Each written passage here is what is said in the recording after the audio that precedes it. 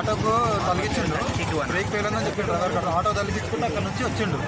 వచ్చేసి ఆటో తిరుగుకుంటూ వస్తున్నాడు, వచ్చి తిని గుద్దేసిండు. ఆటోలో ఆటోకి కూడా వెళ్ళిపోయిండు. జస్ట్ మిస్, నేను బైక్ మీద ఉన్నా, నన్ను కూడా చంపేస్తున్నాడు. నా ఇద్దరు ఉన్నాం బైక్ మీద, కంపెనీలు ఇచ్చారు, నేను ఇద్దరం చచ్చిపోతుంది.